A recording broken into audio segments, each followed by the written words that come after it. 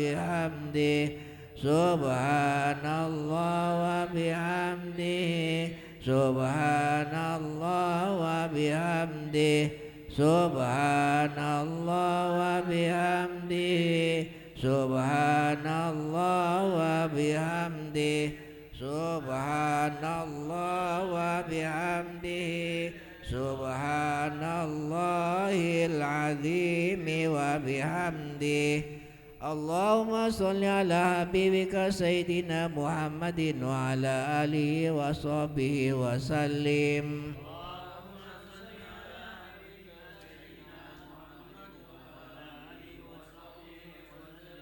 اللهم صل على حبيبك سيدنا محمد وعلى آله وصحبه وسلم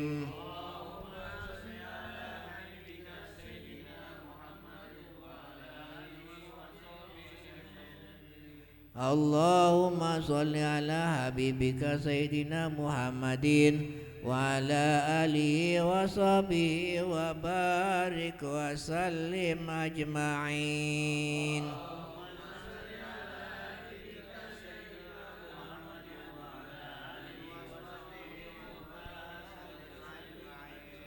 الفاتحة أعوذ بالله من الشيطان الرجيم بسم الله الرحمن الرحيم الحمد لله رب العالمين الرحمن الرحيم مالك يوم الدين إياك نعبد وإياك نستعين اهدنا الصراط المستقيم صراط الذين أنعمت عليهم غير المغضوب عليهم ولا الضالين آمين.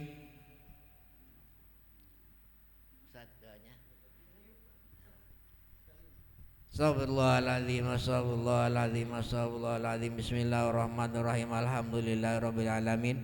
Hamdan yuwafi ni'amahu wa yukafi'u mazidah. Ya Rabbana lakal hamdu kama yanbaghi li jalali wajhika wa li 'azimi sultanik. Allahumma shalli ala sayyidina Muhammad wa ala ali sayyidina Muhammad.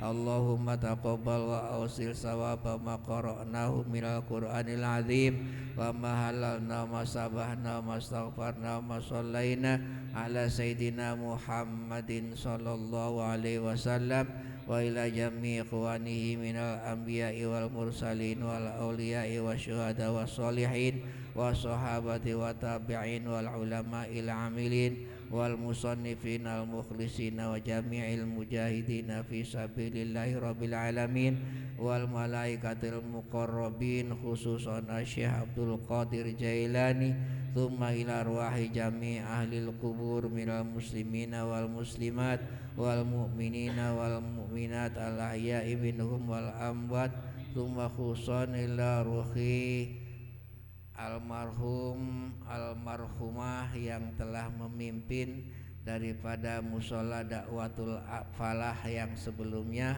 Mudah-mudahan Allah subhanahu wa ta'ala mengampuni segala dosanya dan juga memberikan pahala pada mereka yang telah memimpin daripada musola dakwatul falah ini.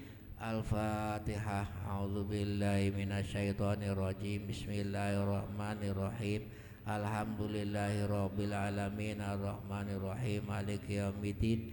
Iyyaka na'budu wa iyyaka nasta'in ihdinas siratal mustaqim. Alhamdulilladzina an'amta 'alaihim ghairil maghdubi 'alaihim waladdallin. Allahumma ighfir lahum warhamhum wa'afihim wa'fu anhum wa akrim nusulahum wa wasi' madkhalahum wa ghasilhum bil ma'i wasalji wal barati wa naqihim minal khotoya kama yunaqus saubul abyadu minad danas wa bilhum daron khairan min darihim wa ahlan khairan min ahlihim wa zawjan khairan min zawjihim wa adkhulhumul jannata wa aidhum min adzabil qabri wa fitnatihi wa min adzabin nar. Rabbana atina fid dunya hasanah wa fil akhirati hasanah wa qina adzabannar. Wa sallallahu ala sayyidina Muhammadin wa ala alihi wa sahbihi wa sallam. Walhamdulillahi rabbil alamin. Ya Rabbi salli ala Muhammad, ya Rabbi salli alaihi wa sallim. يا ربي صل على محمد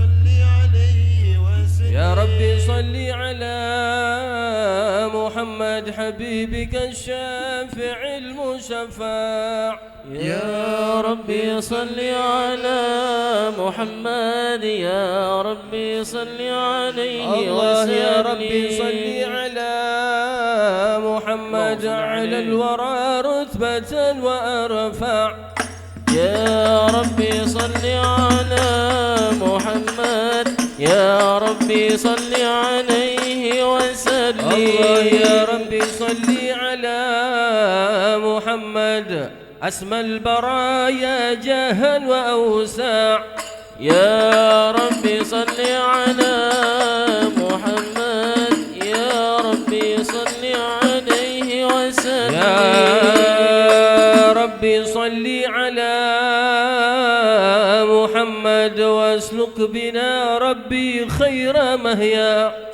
يا ربي صل على محمد يا ربي صل عليه وسلم صل على محمد وعافنا واشفي كل موجع يا ربي صل على محمد يا ربي صل عليه وسلم يا ربي صل على محمد وأصلح القلب واعف وانفع يا ربي صل على محمد يا ربي صل عليه وسلم يا ربي صل على محمد واكف المعادي واصرفه وردا يا ربي صل على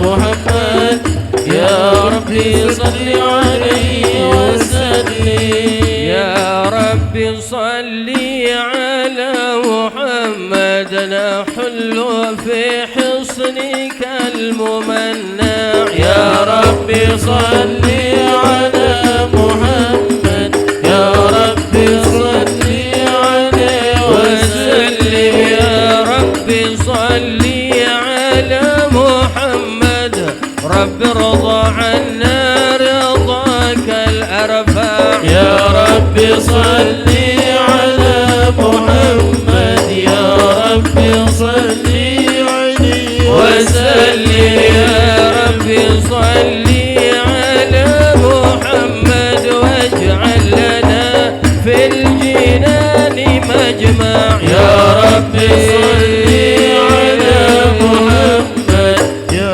ربي صل عليه وسلم يا ربي صل على محمد رفق بنا خير خلقك أجمع يا ربي صل على محمد يا ربي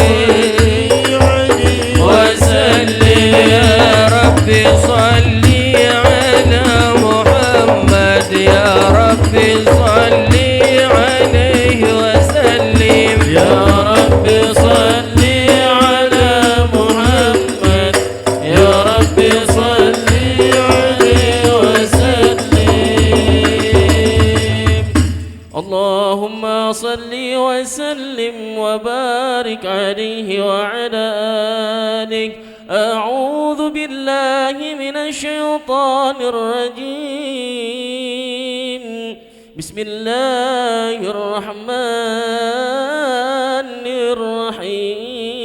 الرحيم إنا فتحنا لك فتحا مبينا ليغفر لك الله ما تقدم من ذنبك وما تأخر ويتم نعمته عليك ويهديك صراطا مستقيما وينصرك الله نصرا عزيزا لقد جاءكم رسول من أنفسكم رسول من أنفسكم عزيز عليه ما أنتم حريص عليكم بالمؤمنين رؤوف رحيم فإن تولوا فقل حسبي الله لا إله إلا هو عليه توكلت وهو رب العرش العظيم إن الله وملائكته يصلون على النبي يا أيها الذين آمنوا صلوا عليه وسلموا تسليما اللهم صل وسلم وبارك عليه وعلى آله اللهم صل وسلم وبارك عليه وعلى آله. بسم الله الرحمن الرحيم.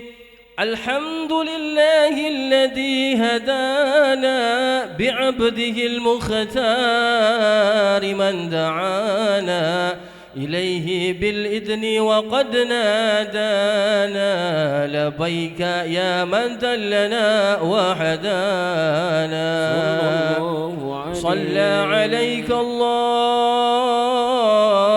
بارئك الذي بك يا مشفع خصنا وحبانا مع آلك الأطهار معدن سرك الأسماء فهم سفن النجاة حمانا وعلى صحابتك الكرام حماة دينك أصبحوا لولائه عنوانا والتابعين لهم بصدق ما حدا حاد المودة هياج الأشجانا والله ما ذكر الحبيب لدى المحب إلا وأضحى والها النشوانا أين المحبون الذين عليهم بدل النفوس مع النفائس هانا لا يسمعون بذكر طه المصطفى إلا بهم تعشوا وأذهب رانا فاهتاجت الأرواح تشتاق اللقاء وتحن تسأل ربها رضوانا حال المحبين كذا فاسمع إلى سير المشفع وارهف الآذان وانصت إلى أوصاف طه المجتبى وحاضر لقلبك يمتلئ وجدانا يا ربنا صل وسلم دائما على حبيبك من إليك دعانا اللهم صل وسلم وبارك عليه وعلى آله اللهم صل وسلم وبارك عليه وعلى آله نبأنا الله فقال جاءكم نور فسبحان الذي أنبانا والنور طه عبده من به في ذكره عزم به منانا هو رحمة المولى تأمل قوله فليفرحوا واغدوا به فرحانا مستمسكا بالعروة الوثقى ومعتصما بحبل الله من نشانا واستشرا أنوار من قيل متى كنت نبيا قال آدم كان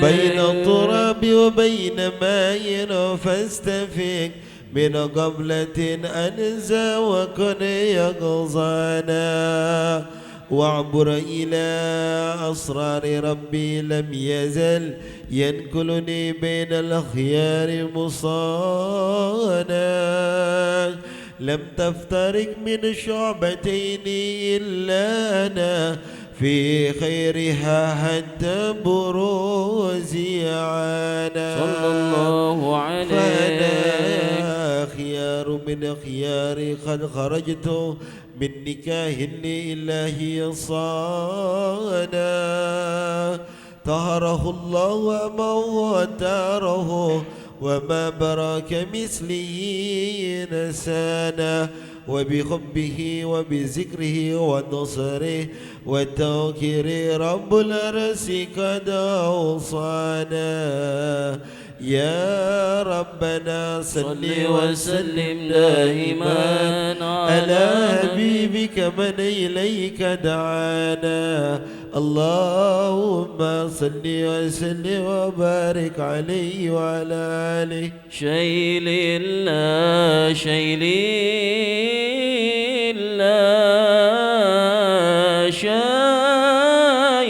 الله حبيبنا علوي منتهى المطالب سيدنا غوث الموحود سيدنا الفقيه المقدم الولي العظام حبيبنا الولي الأطاس فأجثنا سقفنا القطب الغوث سلطان الولي سقفنا الغوث كل الولي سيدنا حبيبنا عمر المحضر لشدائد الزبرة الأسد المحضر لشدائد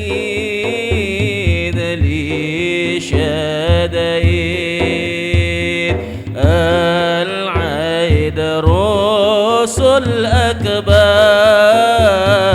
قطب الملاء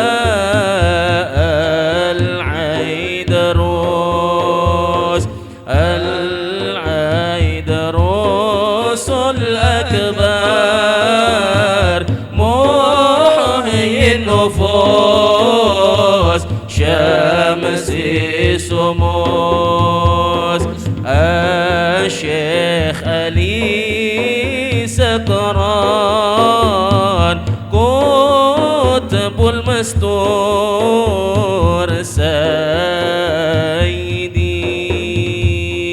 الشيخ علي سكران الولي ابن الولي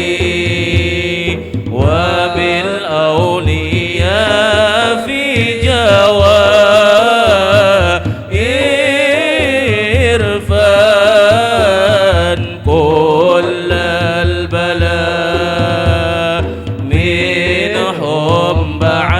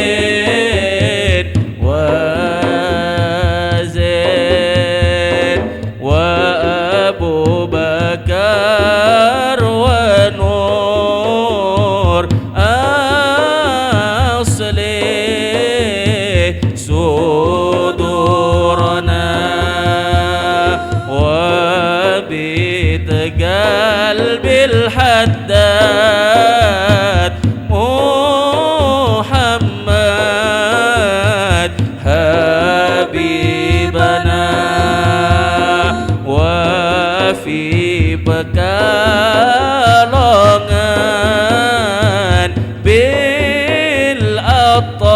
بالأطاس أحمد صفينا وبالغرسيك سقافنا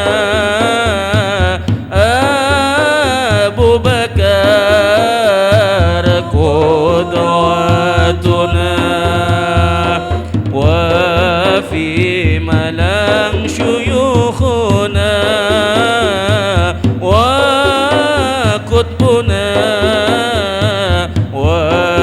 وإمامنا وسلطاننا عبد القدير وعبد الله حبيبنا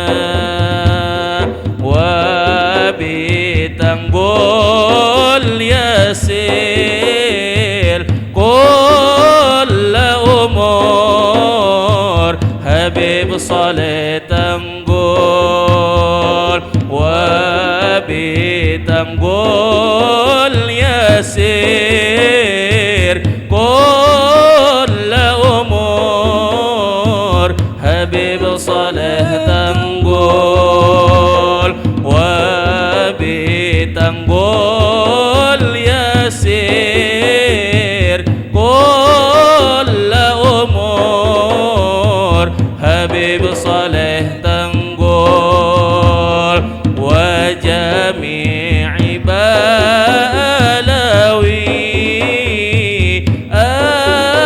أغثنا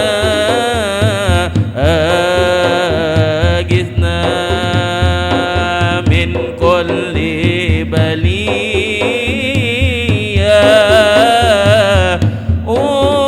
انصرنا يا ربنا اللهم صل وسلم وبارك عليه وعلى آله اللهم صل وسلم وبارك عليه وعلى آله هذا وقد نشر الإله نعوته في الكتب بينها لنا تبيانا أخذ ميثاق النبيين لما آتيتكم من حكمة إحسانا وجاءكم رسولنا لتؤمنن وتنشرون وتسبحون أعوانا قد بشروا أقوامهم بالمصطفى أعظم بذلك رتبة ومكانا فهو وإن جاء الأخير مقدم يمشون تحت لواء من نادانا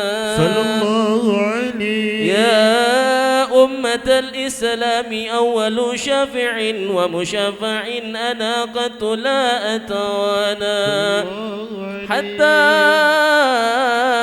أنادى ارفع وسل تعطى وقل يسمى لقولك نجم فخرك بانا ولواء حمد الله جل بيدي ولا أولا آتي أنا الجنانا وأقرب الخلق عند الله أنا فلقد حبق الله منه هنانا ولسوف يعطيك فترضى جل من معد تقصر عن عطاه نحانا بالله كرر ذكرى واشف محمد كيما تزيها عن القلوب الرانا يا ربنا صل وسلم دائما على حبيبك من إليك دعانا اللهم صل وسلم وبارك عليه وعلى آله يا الله يا رب يا عالم بحالي يا عالم بحالي عسى بعد الظما يقع لي شرب حالي يقع لي شرب حالي ألا يا الله يا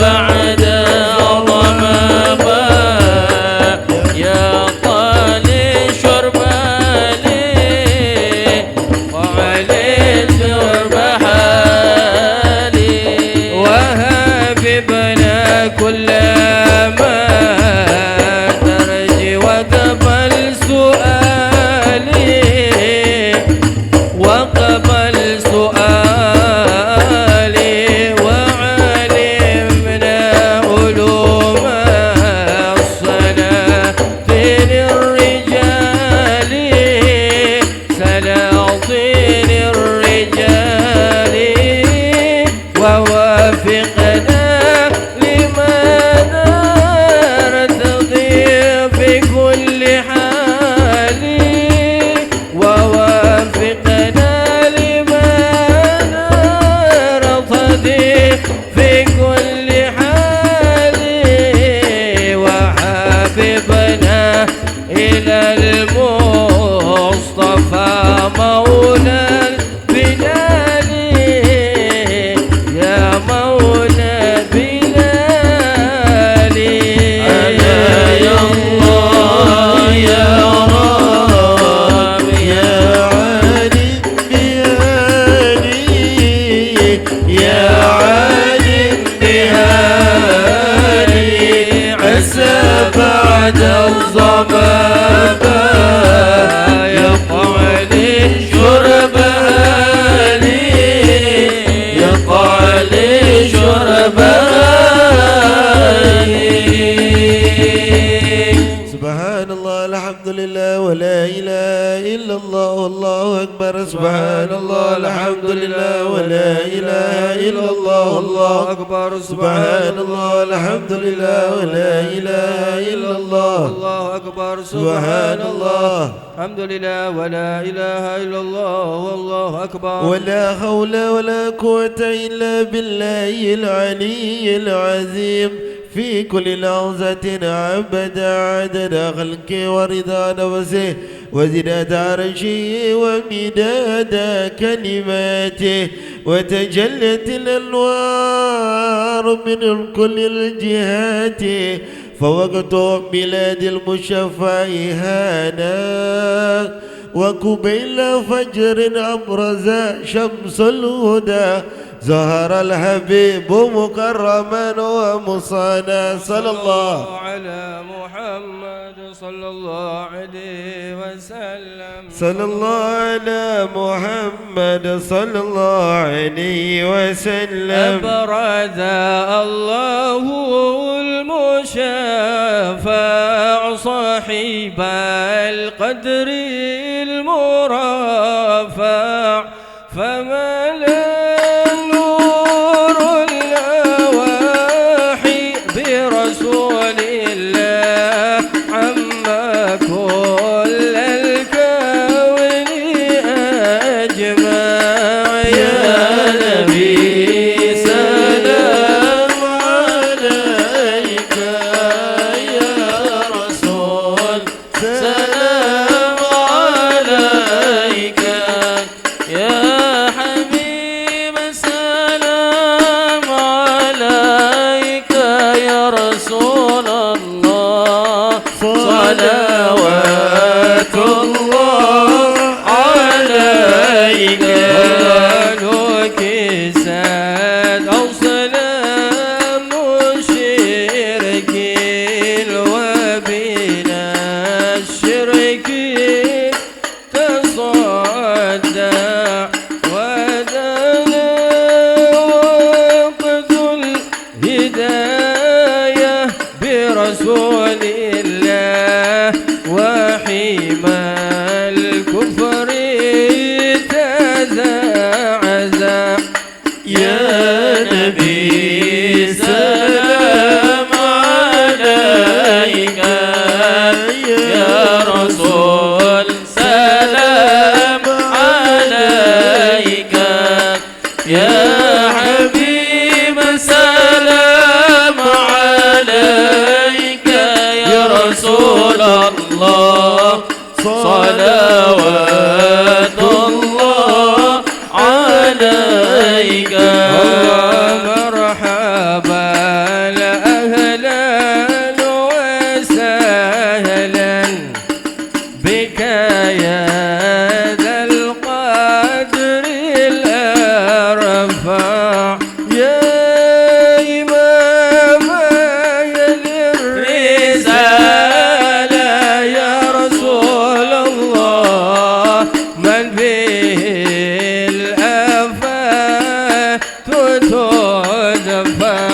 يا نبي سلام عليك يا رسول سلام عليك يا حبيب سلام عليك يا رسول الله صلوات الله عليك أنت في الحشر ملاذ لك كل الخلق تفزع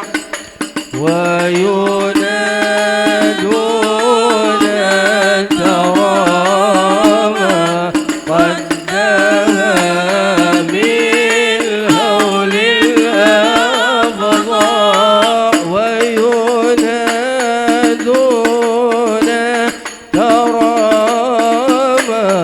قد دها من هول الأفضاء طلع البدر علينا من ثنيات الوداع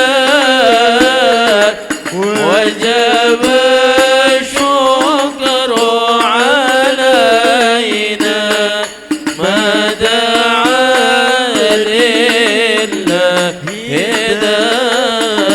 هداه فلها أنت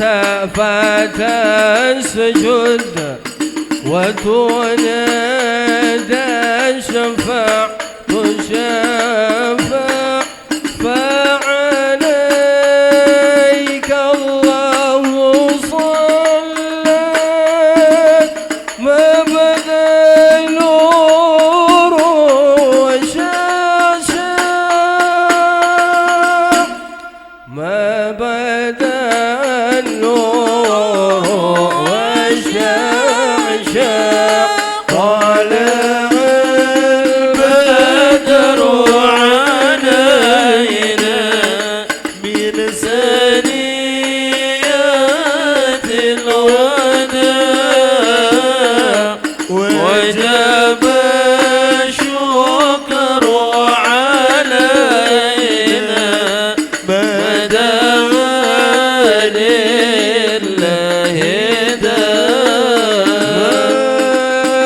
هداه مرحبا يا مرحبا يا نور عيني مرحبا جد الحسين مرحبا مرحبا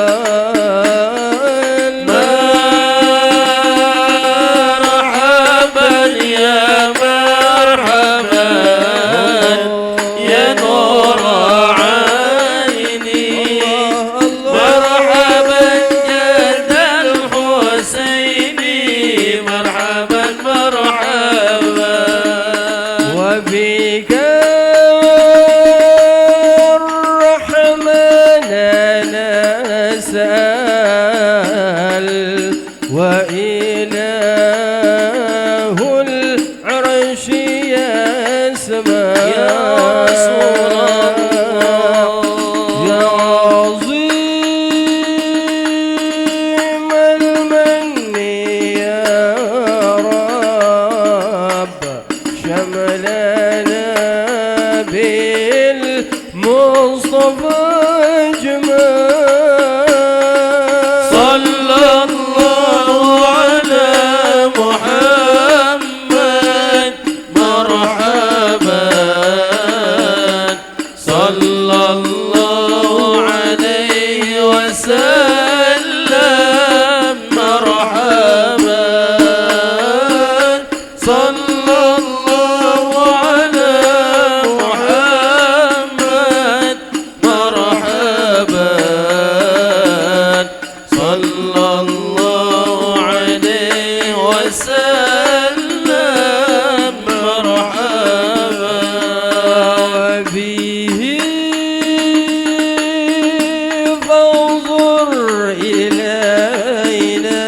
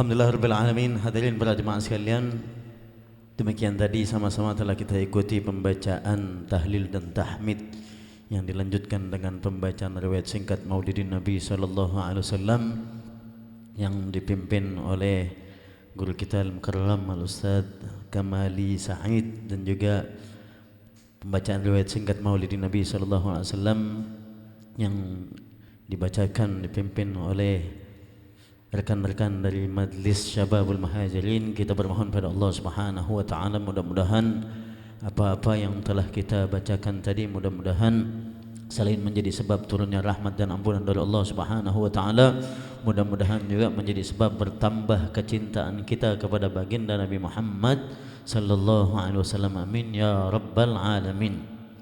Kita ucapkan ahlan wa sahlan, selamat datang kepada akhina Sayyid Muhammad Al-Idrus. Alhamdulillah beliau berkenan hadir ya malam hari ini, mudah-mudahan menambah keberkahan di majlis kita yang mungkin nanti insyaallah mungkin beliau akan menyampaikan sesuatu ya. Hadirin para jemaah sekalian, malam ini ya tidak terasa kita telah memasuki tanggal 14 ya. Malam ini 15 nih, kita udah memasuki pertengahan daripada bulan Syawal. Ya, artinya aktivitas yang biasa kita lakukan sebelum bulan suci Ramadan ya kembali akan kita laksanakan normal kembali ya setelah kita melaksanakan hari raya, setelah kita berhalal bihalal di malam hari ini ya. Artinya kita harus tahu sebagai mukmin, sebagai muslim, apa yang seharusnya kita lakukan ya ba'da Idul Fitri, setelah kita berhari raya. Kita harus tahu yang seringkali berulang kali diwasiatkan oleh guru-guru kita, madza yanbaghi an yaf'ala al-muslimu ba'da idraki Ramadan. Ya, kita harus tahu apa yang seharusnya kita lakukan ya, yang seharusnya dilakukan oleh setiap muslim setelah dia diberikan kenikmatan oleh Allah Subhanahu wa taala, diperjumpakan dirinya kepada bulan suci Ramadan ya, mendapat kesempatan dia bisa sampai kepada bulan suci Ramadan itu nikmat yang luar biasa tuh para jemaah sekalian. Makanya ditanya ulama, "Mada yanbaghi an yaf'alal muslimu ba'da idraki Ramadan?" Apa yang sepatutnya seharusnya dilakukan oleh setiap muslim ya setelah dia mengalami melaksanakan rangkaian ibadah di bulan suci Ramadan? Apa yang seharusnya ya setelah dia berhari raya, apa yang seharusnya dilakukan? Ya, ulama seringkali berulang kali menjelaskan bahwasanya Allah Subhanahu wa taala telah mengisyaratkan di dalam Al-Qur'an ya kepada setiap muslim, kepada setiap mukmin ya selepas dia melakukan menyelesaikan rangkaian daripada amal ibadah, rangkaian daripada satu ibadah amal soleh ketaatan ya dalam Al-Qur'an itu di dalam surah Al-Baqarah ayat 200 ya Allah Subhanahu wa taala firmankan, fa idza qadaitum manasikakum fadhkurullah ya fadhkurullaha ka dzikrikum aba'akum aw ashadda dzikra. Ya Allah Subhanahu wa taala mengisyaratkan tu fa idza qadaitum manasikakum, apabila kalian telah menyelesaikan rangkaian daripada ibadah kalian, diperintahkan kita oleh Allah Subhanahu wa taala fadhkurullah, maka berzikirlah, perbanyaklah mengingat Allah Subhanahu wa taala.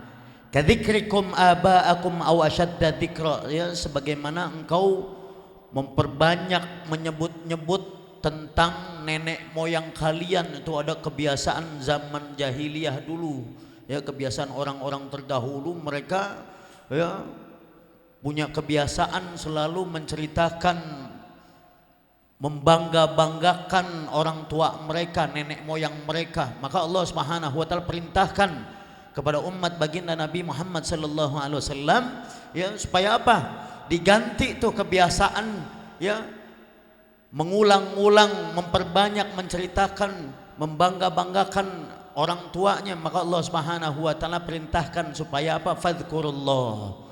Ya, jadi kalau kita habis melaksanakan satu amal ibadah, rangkaian amal ibadah ketaatan apapun ya, memang kalau kita lihat secara harfiah, secara makna itu ayat ya menegaskan tentang amal ibadah haji, tapi ulama menjelaskan bukan hanya amal ibadah haji ya yang dilaksanakan setelah rampung, diperintahkan kita untuk memperbanyak diri berzikir, mengingat kepada Allah Subhanahu wa taala, termasuk juga amal ibadah, rangkaian amal ibadah ketaatan yang telah kita laksanakan sepanjang bulan suci Ramadan.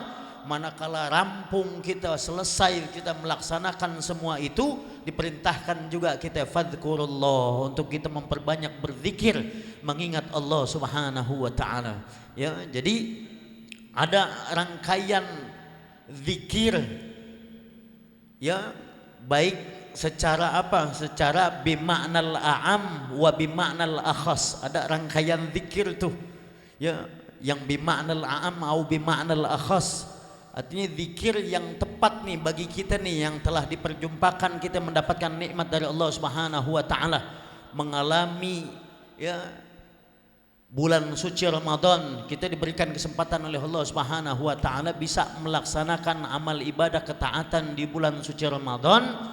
Maka zikir yang paling tepat adalah apa dikatakan oleh para ulama?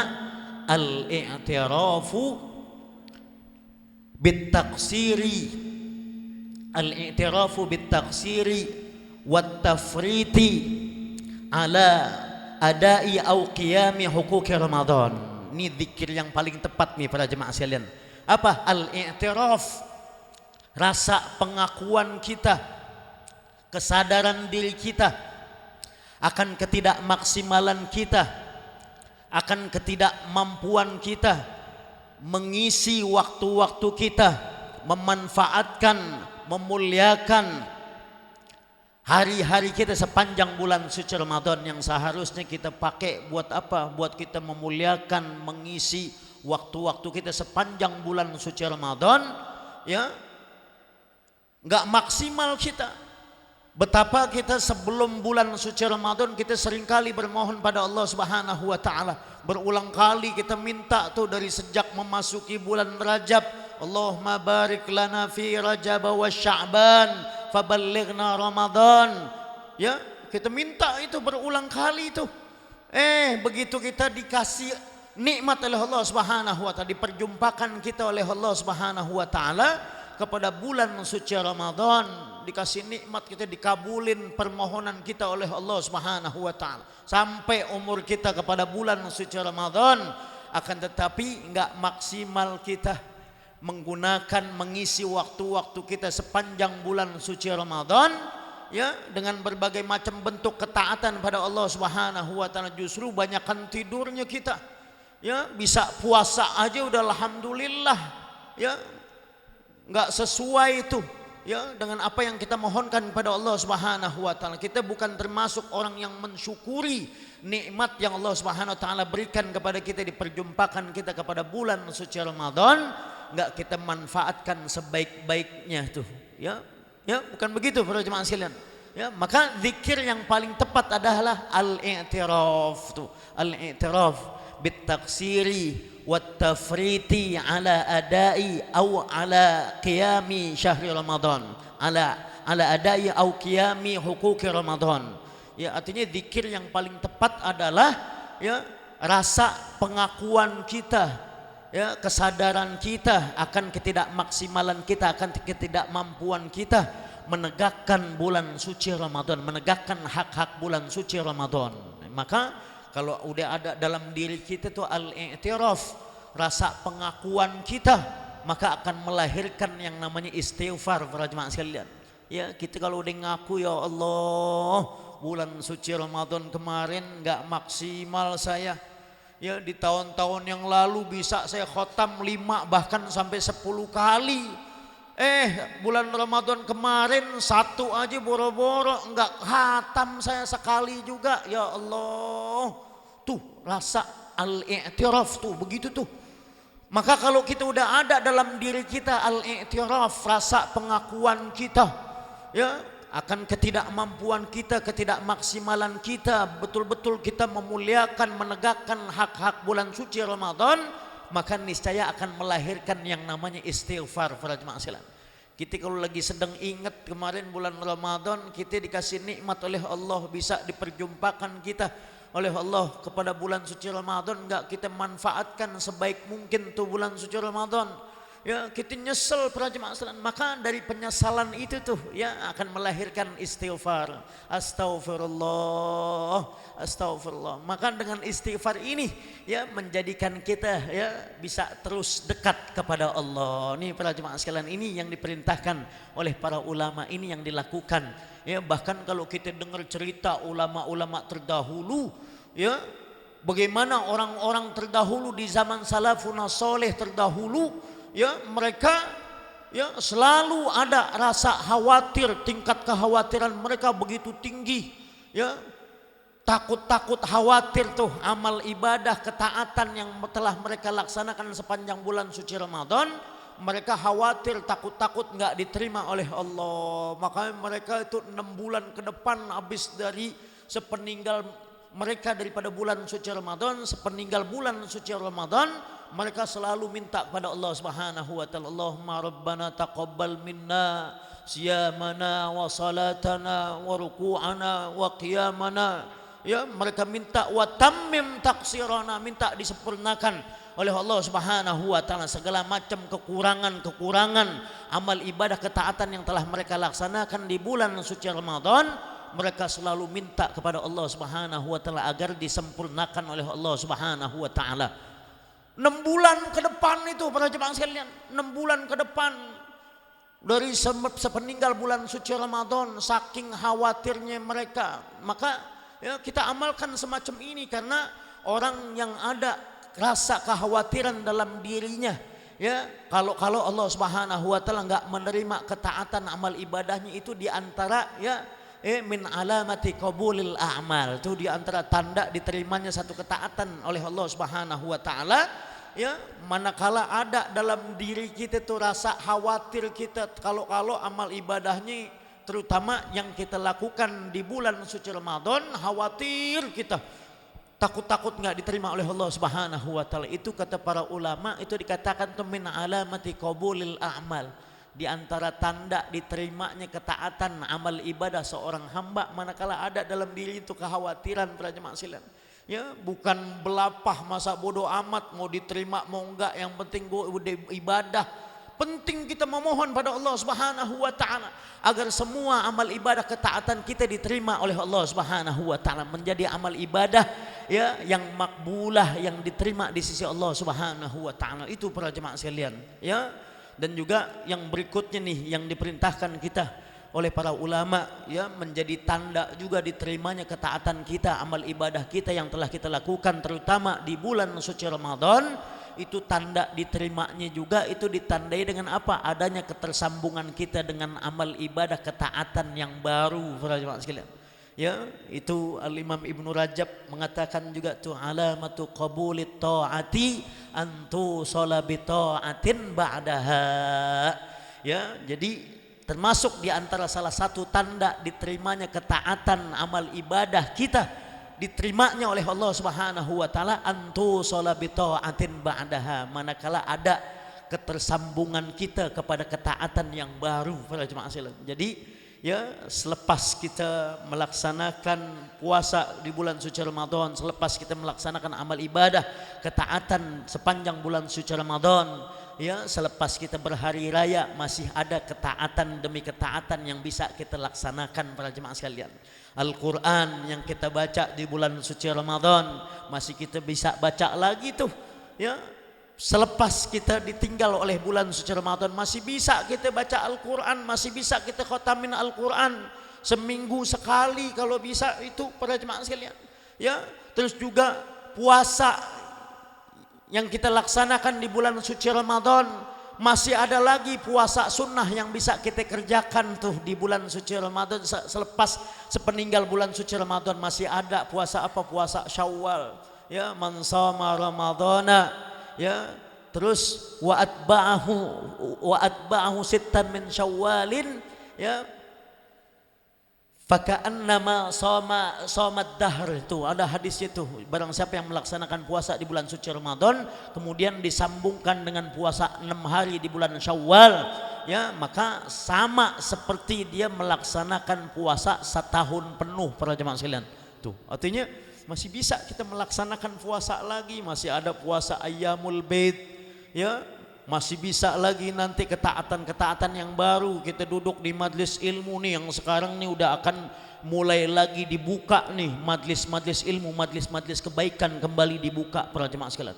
Artinya masih akan banyak lagi ketaatan demi ketaatan yang bisa kita kerjain para jemaah sekalian. Kalau mampu kita melaksanakan ketaatan-ketaatan yang baru yang kita sambungkan dengan ketaatan yang lama, ya, habis puasa lagi.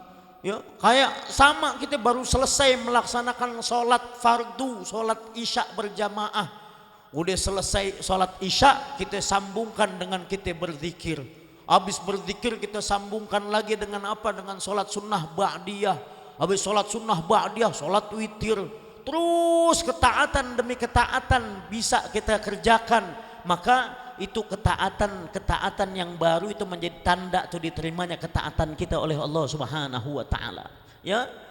Bahkan Allah Subhanahu wa taala tegaskan tuh di dalam surah Al-Insyirah, fa idza faraghta fansab wa ila rabbika farghab. Tuh, fa idza faraghta fansab, apabila engkau, ya, telah rampung selesai melaksanakan, ya, daripada melaksanakan satu kebaikan, fansab, maka apa? Bergegaslah. Tuh Allah Subhanahu wa taala perintahkan bergegas apa? Bergegas untuk melakukan kebaikan yang baru, melaksanakan ketaatan yang baru para jemaah sekalian.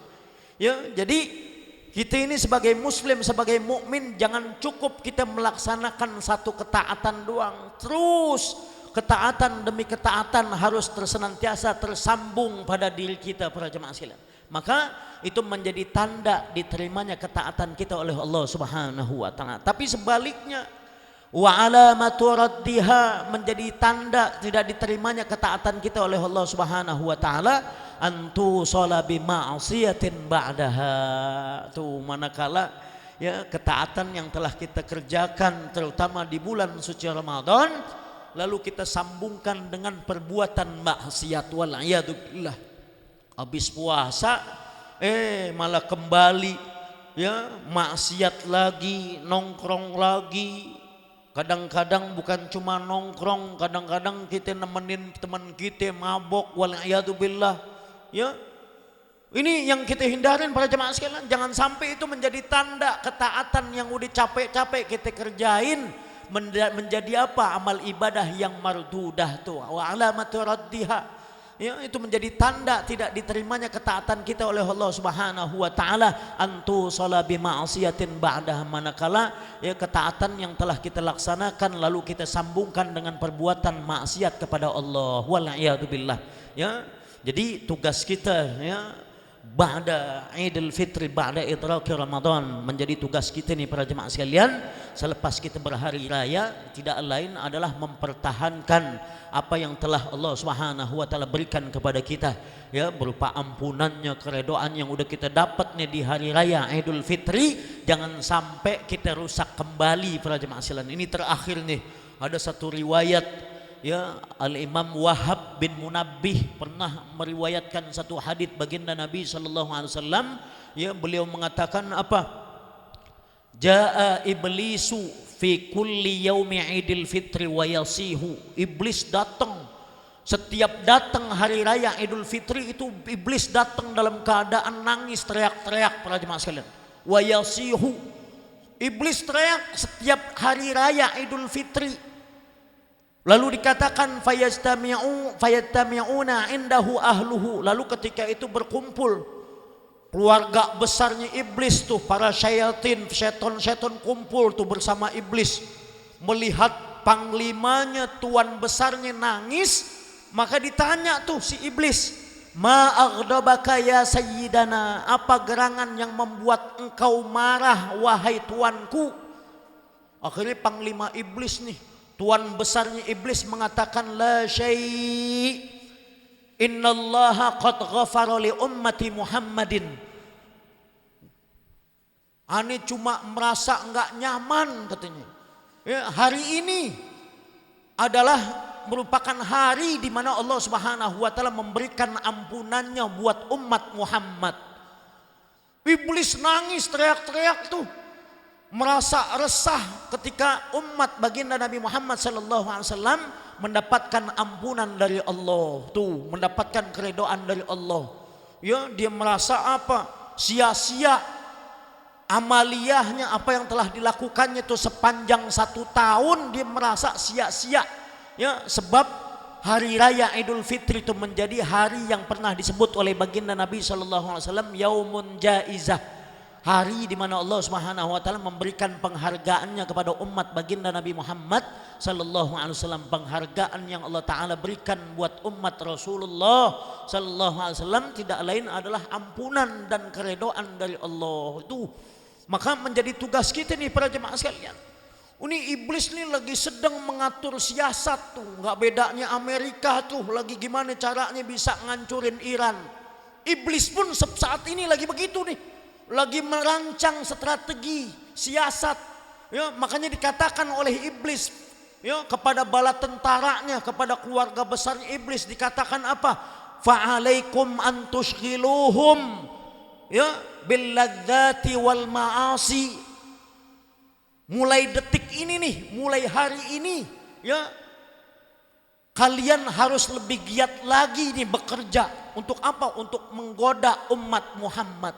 Fa'alaikum an tushghiluhum bil ladzati wal ma'asi wa syurbil khamr. Kalau bisa mereka kembali mabok-mabokan kalau bisa ya, sehingga mereka mendapatkan apa? Kembali mendapatkan murkanya Allah. Tuh keridhaan dan ampunan Allah, biar kita kembali bisa kita rusak lagi sehingga nih umat baginda Nabi Muhammad SAW kembali dalam murkanya Allah. Ini yang diinginkan oleh iblis para jemaah sekalian. Maka ya menjadi tugas utama kita adalah mempertahankan nih ya apa yang telah kita dapatkan di bulan suci Ramadan, apa yang telah kita dapatkan di hari raya Idul Fitri, yaitu ampunan Allah dan keridhaan dari Allah Subhanahu wa taala. Ya semaksimal mungkin kita pertahankan nih, jangan sampai kita rusak lagi. Kita pertahankan sampai nanti kita diperjumpakan oleh Allah Subhanahu wa taala kepada bulan suci Ramadan di tahun yang akan datang. Mudah-mudahan dalam keadaan kita panjang umur, sehat wal afiat, ya, dalam keadaan kita betul-betul telah mempertahankan apa yang telah kita dapatkan di tahun ini. Ampunan dan juga keridhaan dari Allah Subhanahu wa taala bisa kita pertahankan para jemaah sekalian. Makanya ada salah satu zikir tuh yang seringkali disampaikan oleh para ulama termasuk guru kita Al-Habib Salim bin Abdullah Syatri, ya, zikir yang harus kita amalkan tuh setelah kita berhari raya. Zikir apa? Zikir munajatnya Al-Imam Muhammad bin Wasi' ketika beliau memohon bermunajat pada Allah Subhanahu wa taala, memohon perlindungan kepada Allah Subhanahu wa taala agar dirinya dijauhkan ya sejauh mungkin dari yang namanya iblis dan bala tentaranya para jemaah sekalian. Doanya itu munajat Imam Muhammad bin Wasi', Allahumma innaka sallatta alaina aduwan basiran bi'uyubina muttali'an ala auratina yaranahu wa qabiluhu min haitsu la narahum Allahumma fa'yishu minna kama ayyastahu min rahmatik wa qannithu minna kama qannattahu min afwik wa ba'id bainana wa bainahu kama ba'adta baina maghfiratika wa jannatika innaka ala kulli syai'in qadir.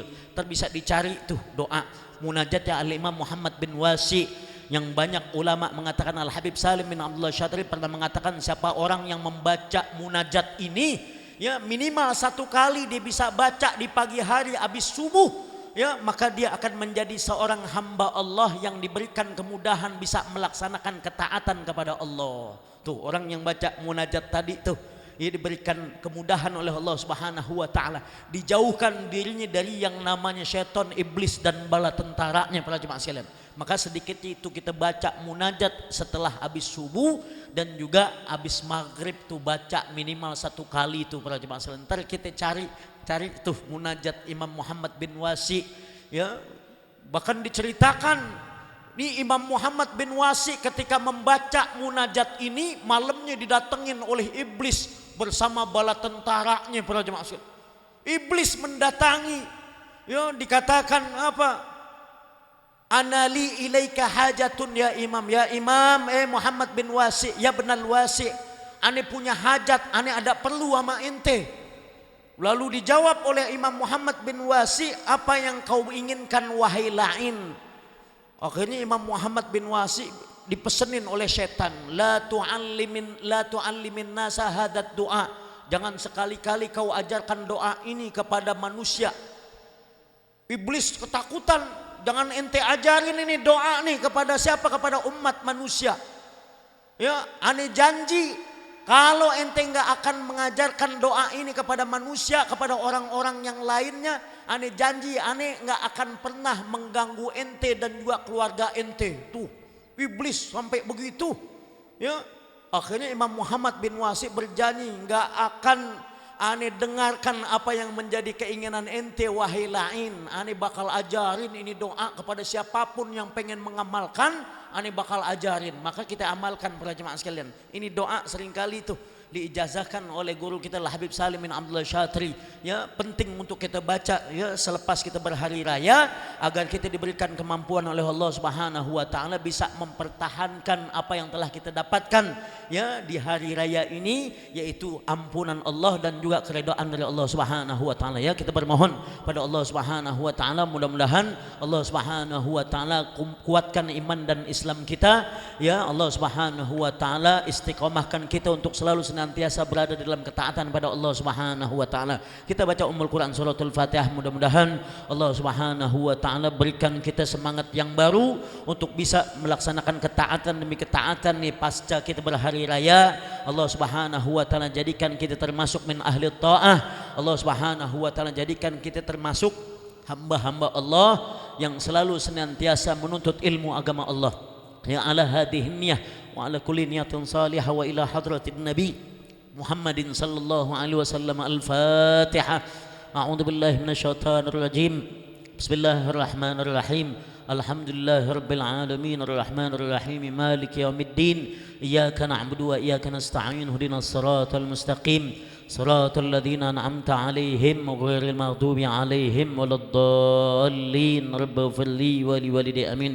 Hadirin, untuk acara yang terakhir kita mintakan ya doa terakhir ya oleh akhina Sayyid Muhammad Al-Idrus. Kita ambil keberkahan, kita mohonkan untuk membacakan doa terakhir ya. Mungkin barangkali ada sesuatu yang pengen beliau sampaikan juga.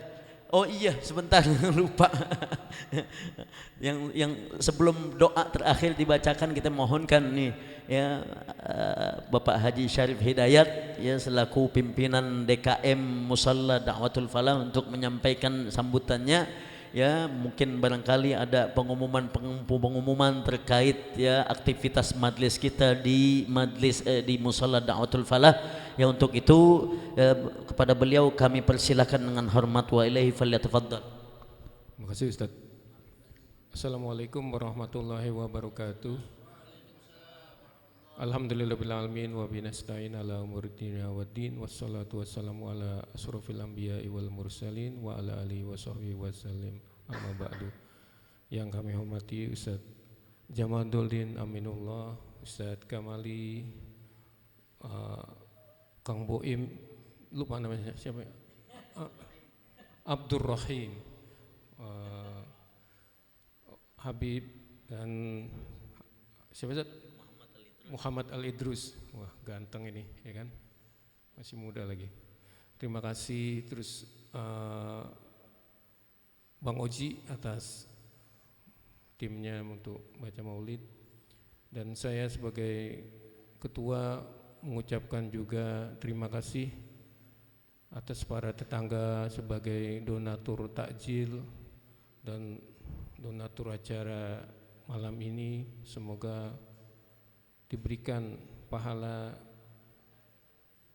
dan balasannya dari Allah Subhanahu wa taala, dan kita juga yang hadir diberikan keberkahan kesehatan, keberkahan rezeki. Mungkin karena mungkin saya masih muda ya, maksudnya mungkin saya juga pernah dapat wejangan itu dari orang Cina gitu, Tionghoa.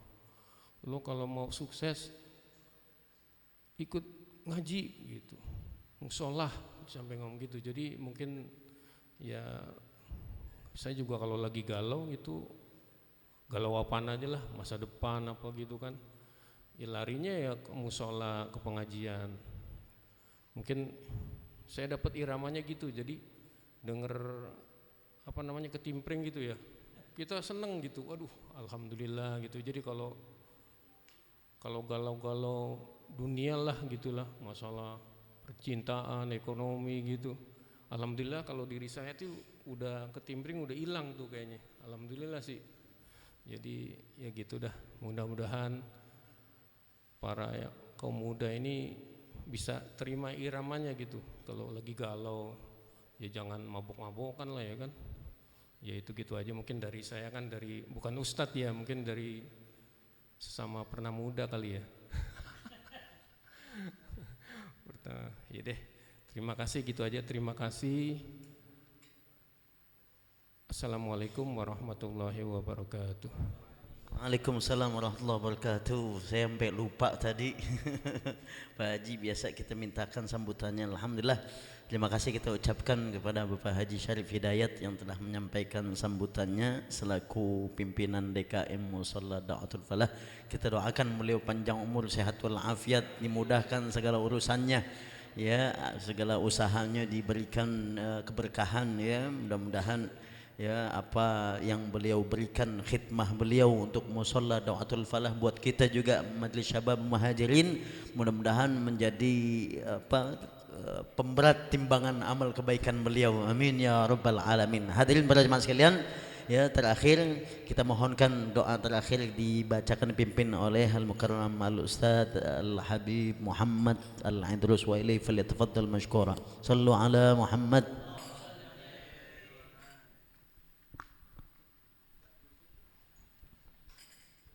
بسم الله الرحمن الرحيم اللهم صل وسلم على سيدنا محمد في الأولين اللهم صل وسلم على سيدنا محمد في الآخرين اللهم صل وسلم على سيدنا محمد في النبيين اللهم صل وسلم على سيدنا محمد في الملأ الأعلى إلى يوم الدين اللهم صل وسلم على سيدنا محمد وعلى آله وصحبه أجمعين ولقد أشرتوا لنعمة من أوصفه تحيي القلوب تحيج الأشجان الله قد أثنى عليه فما يساوي القول منا أو يكون ثنانا لكن حبا في السرائر قد عالم ليه صفوة ربنا وحدانا وإذ درجنا بالمودة ها هنا نرفع أيدي فقرنا ورجانا للواحد الأحد العلي إلهنا متوسلين بمن إليه دعانا وخداره وحبيبه وصفيه زين الوجود لي به الإله حبانا يا ربنا يا ربنا يا ربنا بالمصطفى اقبلنا أعجب دعوانا أنت لنا يا زخرنا في هذه الدنيا وفي أخرانا أصلح لنا الأحوال واغفر ذنبنا ولا تؤاخذ ربي إن أخطانا واسلك بنا في نهج طه المصطفى ثبت على قدم الحبيب خطانا أرنا بفضل منك طلعة أحمد في بهجة عين الرضا درعانا واربط به في كل حال حبلنا وحبنا من ودى ومن والنا والمحسنين ومن إجاب ندانا وذي الحقوق وطالبا أوصانا والحاضرين وساعيا في جمعنا نحن بين يديك أنت ترانا ولقد رجونك فحقق سؤلنا واسمع بفضلك ويا سميع دعانا وانصر بنا سنة طه في بقاع الأرض وقمع كل من دعادنا وانظر إلينا واسقنا كأس الهنا واشفي وعافي عاجلا مرضانا وقد الحاجات وحسن ختمنا إن الممات واصلح عن نكبانا يا ربي واجمع وأحبابا لنا في ذلك الفردوس يا رجونا يا ربي واجمعنا وأحبابا لنا في بوجمع وأحبابا لنا في ذلك الفردوس يا رجونا بالمصطفى صلي عليه وآله ما حركت ريح الصبا عقصانا سبحان ربك رب العزة عما يصفون وسلام على المرسلين والحمد لله رب العالمين.